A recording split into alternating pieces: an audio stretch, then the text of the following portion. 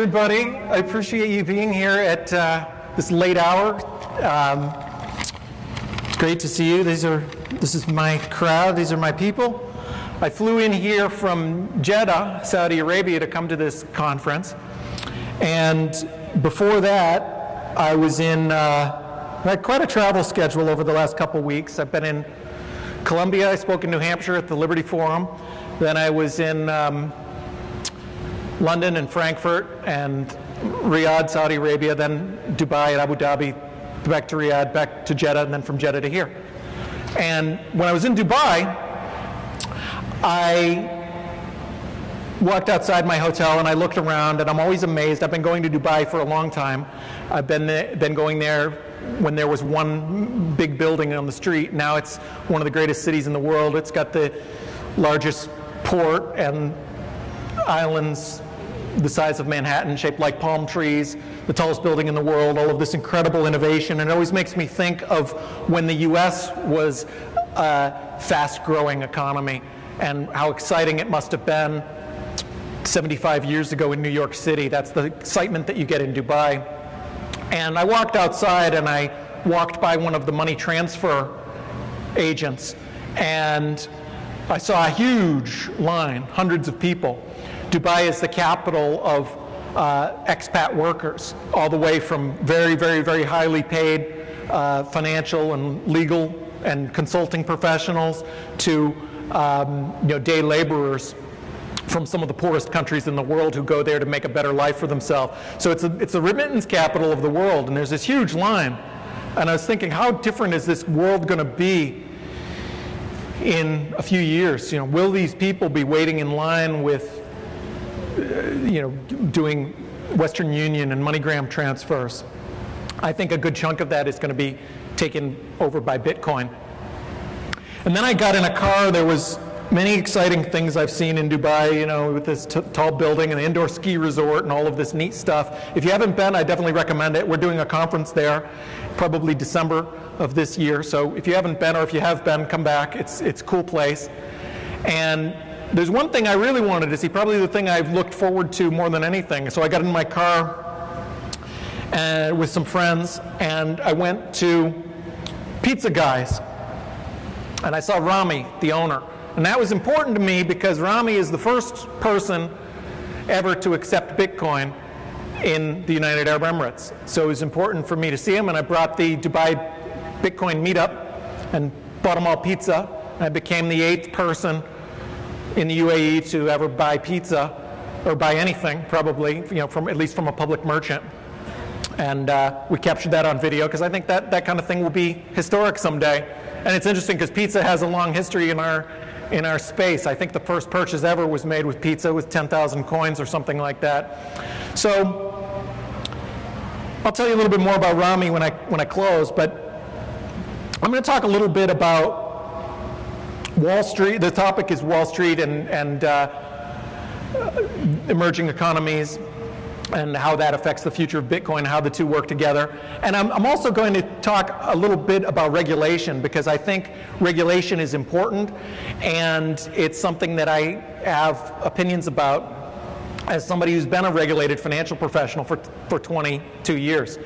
I started in the investment industry a while ago. I worked at Morgan Stanley.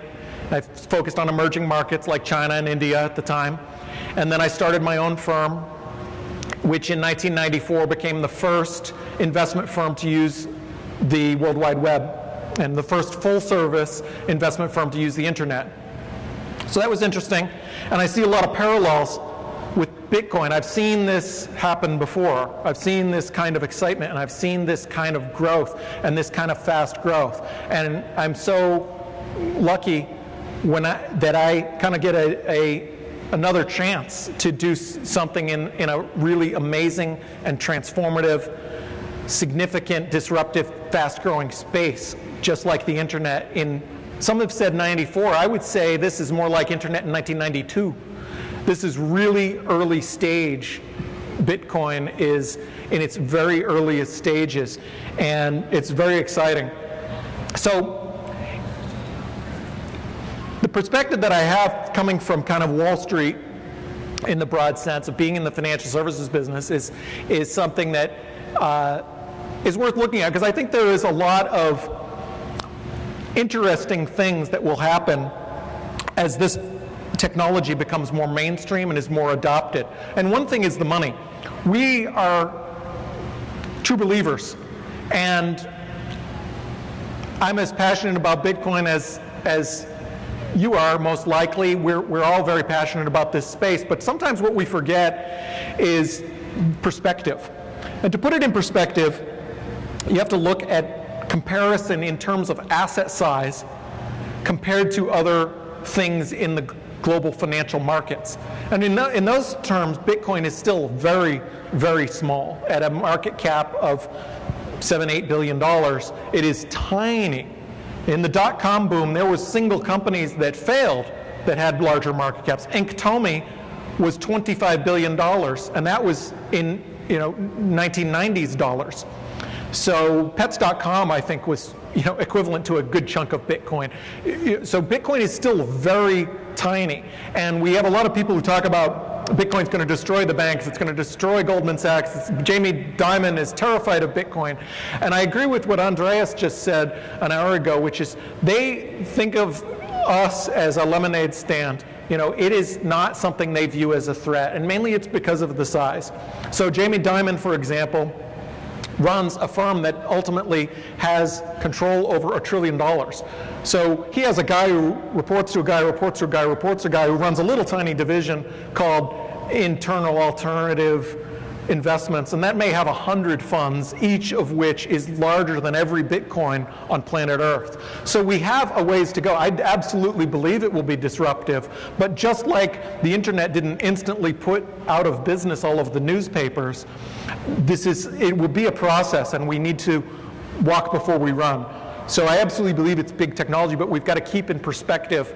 And also, if we look at this becoming a really big deal in the world, we need to have more money. We need to have more size. We need to have 100 billion market cap, a 500 billion, maybe even $1 trillion market cap before it is really part of the true global financial system. We need to be as big as a tiny, tiny, tiny country, or we need to be as big as 1% of kind of transactions in a bigger country, or we need to be as big as Facebook, which isn't that ambitious, really, if we believe in this technology being truly disruptive and globally transformative.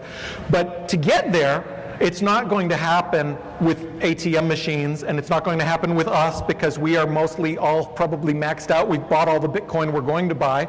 It needs to happen with mainstream investors, and it needs to happen with Wall Street. So I applaud efforts like the Winklevoss brothers with their ETF and Second Market with their efforts. Those things are good because Wall Street and Main Street, when you have a product where Jane Doe, the dentist from Austin, who read an article about Bitcoin, can simply call her broker at Morgan Stanley or Merrill Lynch and say, sell Apple, buy Bitcoin, that is when we can get billions and billions and billions of dollars in assets. And you need those billions, because if you do the math, all of the little $1,000 donations in the world, or not donations, but purchases, just don't add up. You need $1,000 million clients to get to $1 billion. That's significant. So the early adopters have done a great deal, but to get to the next stage, we absolutely need to have the involvement of these efforts like the Winklevoss and other things that can bring massive dollars, where people can put 401k dollars and the tens and tens and tens of billions, because we're going to need that all over the world to get to the $100 billion, $500 billion plus market cap. And I think we can do that. And a part of that is interesting because we have a lot of people saying, and I want to be clear on this, yes, it's great if Wall Street's involved. A lot of people mistake that and think, well, we need to have this legitimacy and we need to ask for more regulation. And I'm very much of the opinion that that is not a good idea. There's a lot of well-meaning people in our space who say, hey, we want more regulation. We saw some of them in the New York hearings with Superintendent Losky, and they literally said, we want regulation. And I think what they really mean is they want clarity. And what clarity means is, what we're really saying is, please don't come and cage me, handcuff me, take my property, and take my freedom and destroy my reputation because I'm using math. And I say, who do you think you are? Who are you to take my freedom because I'm using math? You know?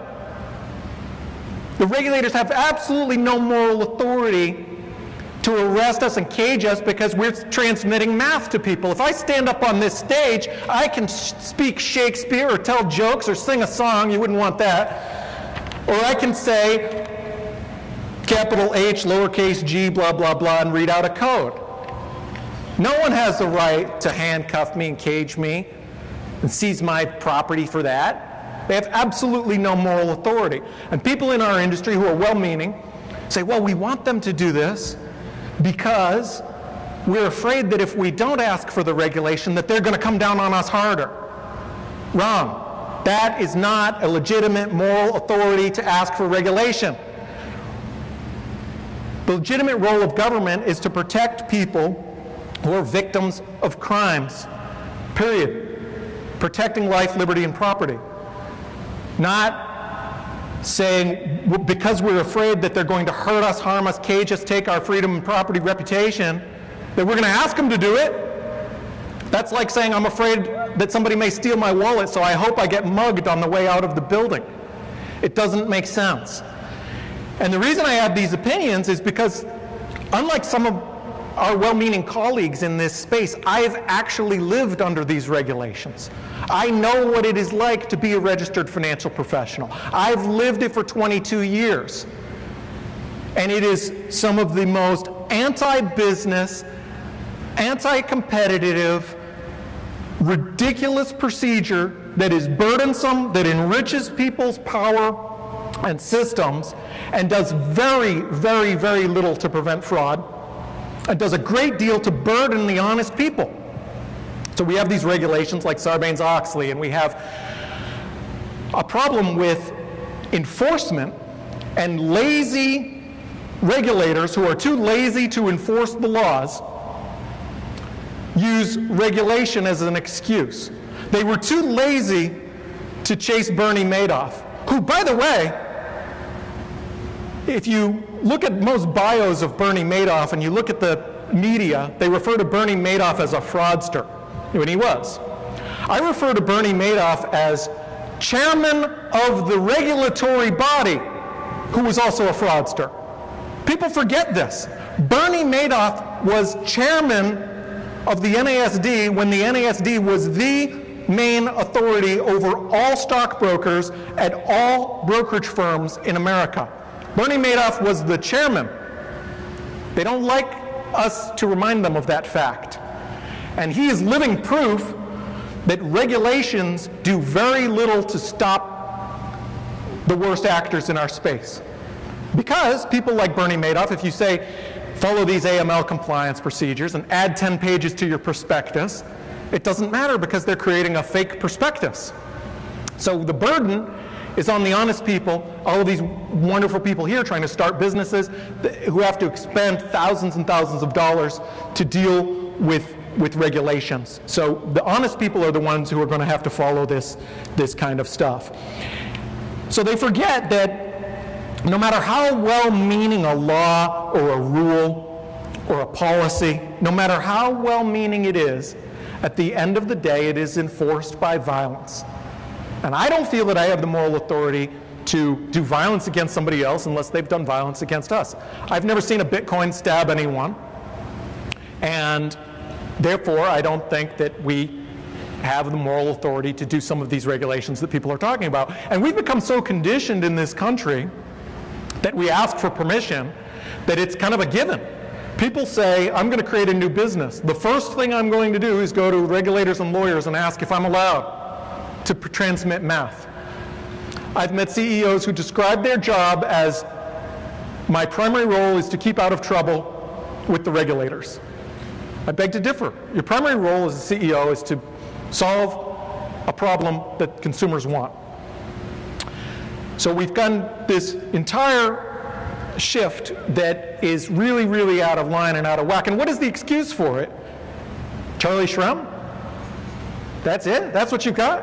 A guy who had a service that enabled people to buy bitcoins that was used by a guy who likely put them at Silk Road where they were likely used to buy drugs?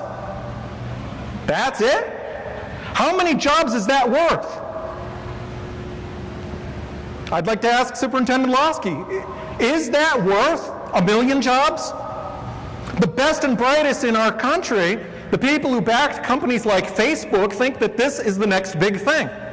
They think that this is going to be the thing that's going to help our economy and provide thousands of jobs and thousands of new companies. So how many jobs is it worth to stop a guy who dealt with a guy who dealt with a guy who maybe bought drugs, which, by the way, some states have legalized. So we have to think. In the New York hearing, Superintendent Losky said it's not worth having 1,000 flowers bloom to stop if we can stop one money launderer. I disagree. You've got to have a balance in place. You've got to have a balance in place and say, what is it worth? Because people have alluded to this saying, Bitcoin is like the Wild West. Well, they should open a history book, because the history books tell me the Wild West wasn't that wild. The movies have more murders than the real Wild West did. Shootout at the OK Corral, what, 4 people?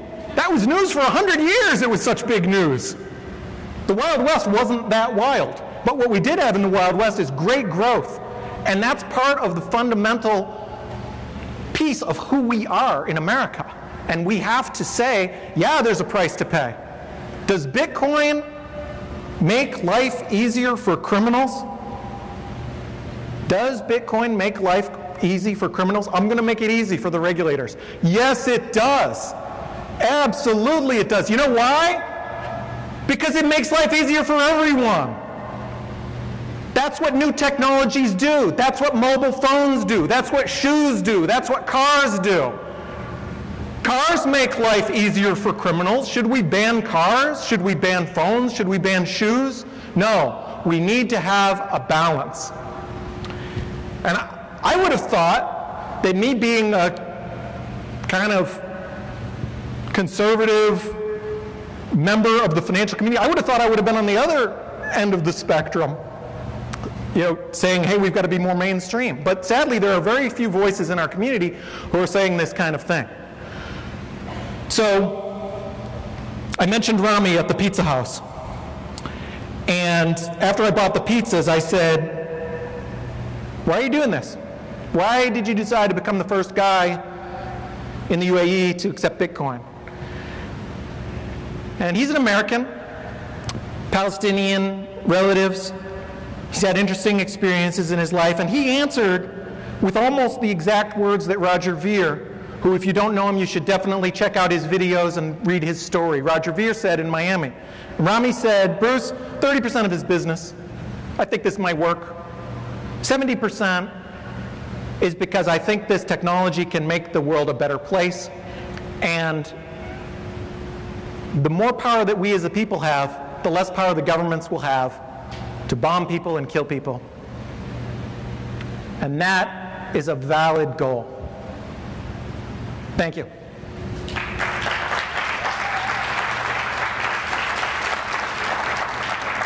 So we have enough time for a few questions, and then after that, please feel free to meet him at the couch in the back to ask more questions. So if you could just stand and... Hi, thanks. Good stuff. I walked in a little late, but really good stuff. A question for you. Might be a little complex, but I just thought I'd kind of throw this out there. We got a really big conference coming up about a month from now in New York City. Yes. And I'm wondering, any ideas, any advice you have as far as how can we get more of these Wall Street people on board? We've got 4 weeks here now for all of us to band together and what kind of Wall Street people? Do something. the kind of people that are going to help us grow the community and, you know, help us bring products to the masses, like you mentioned, like the ETF guys and all these kind of. There are some good people that are working on it. You know, Winklevoss are not, they're new to Wall Street, but Barry Silbert is very sharp from Second Market. There's people at funds like Fortress and other hedge funds which are much more quiet about what they're doing. There is interest in this space. There's oh, by the way, we've created a group of probably 10 of us or so, started a association called the Bitcoin Association, bitcoinassociation.org, and it's an industry group, and it talks about things like regulation and educating people, governments, businesses, charities, individuals about Bitcoin. And there's some great members of that. We have hundreds of members now. If you'd like to join, please do. You can actually, we'll give you a free membership if you use coupon code BruceB. You go to the website, you can get it. But there's good members in that. Because I came from my background, there's a lot of kind of Wall Street people, hedge funds, people like that who are in it. I would reach out to those companies. I know there's interest. It may be a matter of scheduling, but there is interest, and there's going to be even more going forward the next 6 months, the next 12 months. That's great. What was the name of that organization again? bitcoinassociation.org. Okay, cool. Thanks. I can't wait to check it out. Thanks. Great. Hi, Bruce. Adam Wyatt with Digital Currency Research. Thanks for the talk, and I think you're a much-needed voice in the community, so much appreciate what you're doing. We're a member of the association, so great. Keep it going. But your talk made me, when you were talking about market cap, yes. I've gotten two different perspectives here at the talks today. One is that you'll have two parallel systems, a fiat system and the Bitcoin system. And then there's another view where they cannot coexist. What are your thoughts about this? Well, so the thought is that Bitcoin will just kind of take over everything. That's very, very ambitious. You'd be looking at, by the way, just to put it in perspective, if that happened, I believe Bitcoin would be at $17 million a coin or something like that. I mean, that's ambitious. That'd be nice. My pizza on my wallet would be worth more than the Lamborghini that's outside. And maybe that will happen. But that is not going to happen in 2015 or 16 or 17. Just like, it's funny, when I was at Morgan Stanley, there was somebody we were dealing with who was in the printing business for newspapers. And I said, wow, don't they understand? They're done. There's this new information superhighway thing. It's gone. Well, they're still there. And they've still grown. Wall Street Journal is still here. New York Times. The old players are going to adopt this. If this becomes real and becomes large, the Jamie Dimons of the world are just going to buy the big players. They'll go to the big players, which maybe some of these smaller companies are going to be the big players in a few years. They'll buy them for 4 times, 5 times what they're worth, 10 times what they're worth. But it's a long, long way. So I mean, that might be nice in theory, but very rarely in human history and economics have we had kind of one thing dominate the world. You could have a dominating thing. Even the US dollar is not even 90% of the globe. So for Bitcoin to kind of surpass that, very ambitious. I'd be happy with 1% of global economy. And I think we all would, Bitcoin being about, $500,000 each or something like that, depending on how many coins are. Thanks, Bruce. Sure. Hi, so the Bitcoin Association, you said we could join this by, on the website? Yes. Okay. So if you put a code in, coupon code, you go in to register, go bitcoinassociation.org, put in coupon code BruceB. There's a couple codes floating around. There's one on Reddit, RedditB, and you put that in. That'll give you a membership for a year. And some people say, well, you're going to take the membership away at the year. We haven't really thought about that much. We're just happy to have more members. We think there's important message and critical mass that will be important in this. So I would imagine that over time we'll probably say something like, hey, look, if you really need the free membership, keep it. If you want to donate, whatever, So, but the point is, and a year in Bitcoin time is like 10 years. So yeah, you get the free membership, and I think it's good. We've got a good group of members, and I think although my talk maybe was a little radical when it comes to dealing with regulators, I think we can talk to them in a language that is fair and reasonable, and we're not going to be too out there. And there's a lot of other things that we're doing. As I mentioned, I came from Saudi Arabia. I'm talking to senior people in the governments. We have Greg Simon, who used to be with JP Morgan and was head of sales in Japan. We have a lot of people like that who have experience in the world, who can talk to global governments, talk to bankers, and get this word out there and get more allies, explain these kind of things, hopefully get them thinking, critically, and getting more allies. So yeah, thanks for that. Thank you. The question I was looking to get to here is in terms of regulation and how Bitcoin makes it easier. It makes it easier for the criminals and also makes it tremendously easier for government law enforcement. Yes. Being that all of these transactions are out in the open in the public, as compared to in the banks where they're requiring subpoenas to get at them and they may be destroyed or they may not be there or someone might be willfully. Right.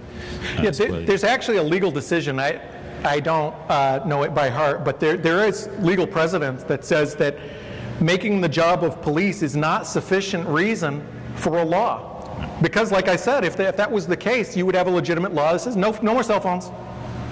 I mean, that would make life a lot harder for the drug dealers, and also, you have to look at things like, HSBC, which had more money laundering than 1,000 times of all the Bitcoin, or 100 times more than all of the Bitcoin in the world. So it's looking at these kind of things, but.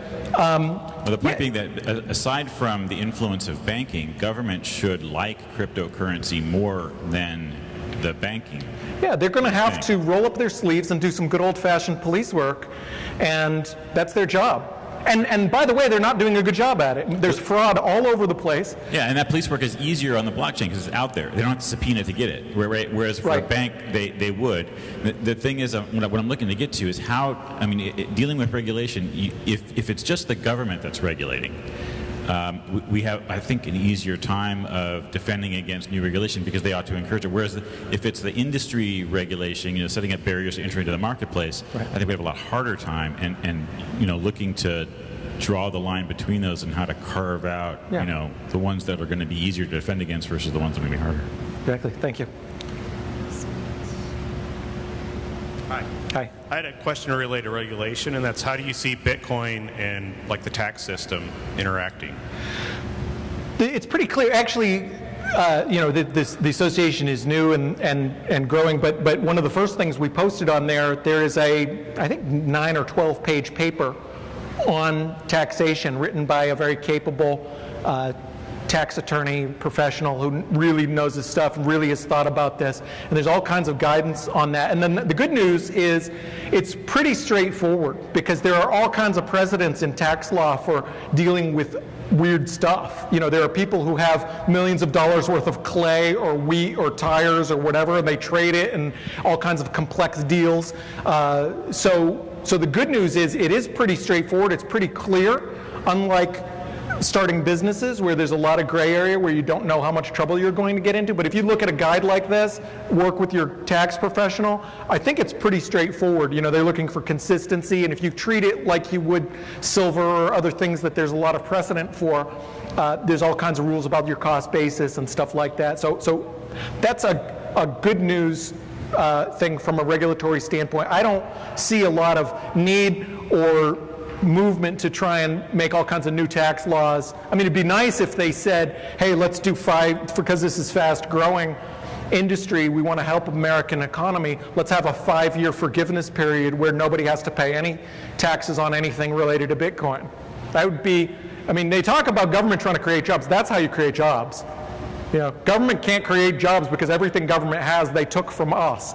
But what they could do is make it easier for us to do our own thing. So yeah, thank you. Thanks for the great talk. Thanks. Sorry, I missed the first part of it, so tell me if you already talked about this. But you mentioned investments in Wall Street getting into the Bitcoin economy to be very important to the market cap. Yeah. What do you think about emerging markets, and how do you think that will affect the market cap of Bitcoin? Absolutely. One of the most exciting things about Bitcoin is that it is global. For the first time ever, or some wealthy person from North America can be on the same financial platform as somebody in the poorest of the poor countries, somebody in sub-Saharan Africa who is extremely poor, somebody in Bangladesh who is extremely poor. We have the same system. When Bitcoin goes up in value, his value goes up the same percentage as mine goes up. And that's very unique and very exciting. And the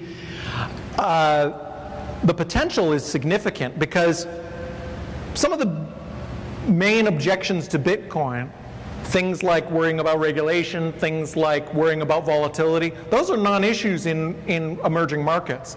If you're worried about volatility, ask somebody in Ukraine about volatility.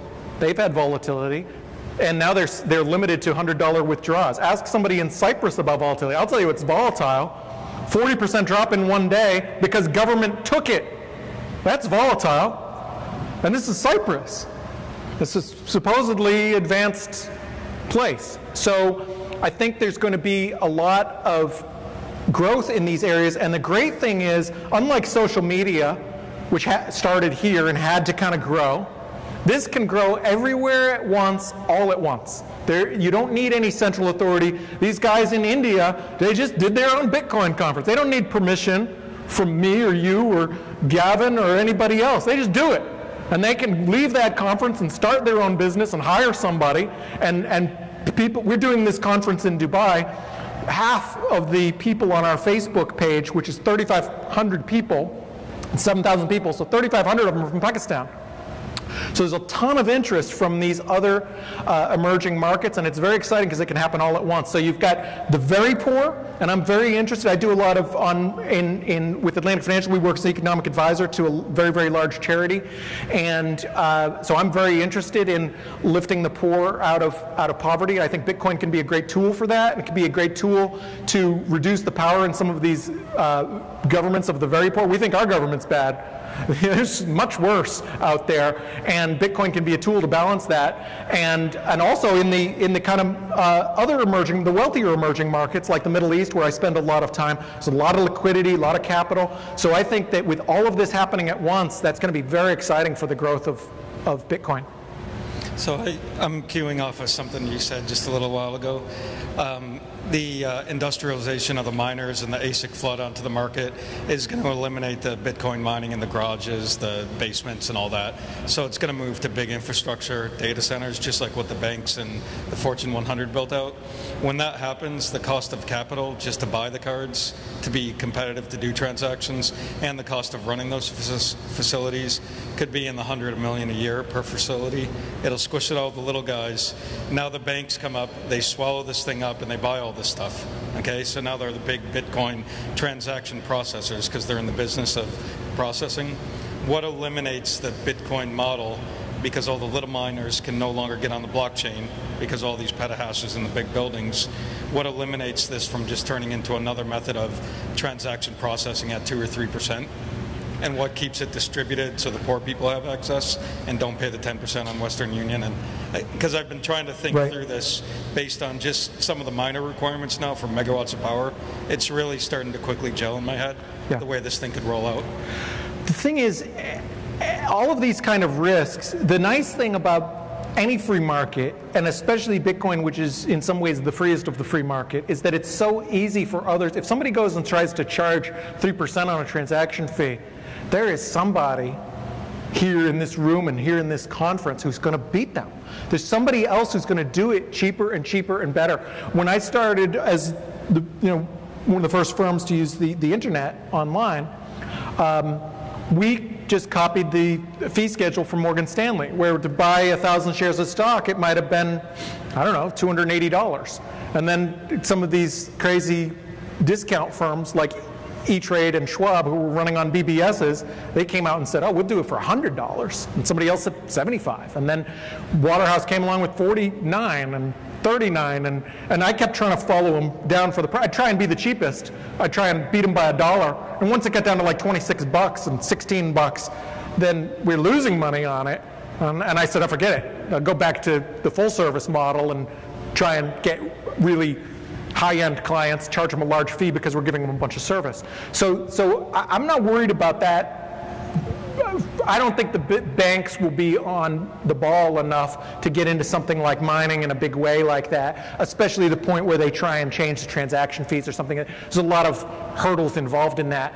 But even if other actors, as it becomes more expensive to get into, try and do that, there's a lot of competition that prevents that. And the other nice thing is, we are the leaders in this field.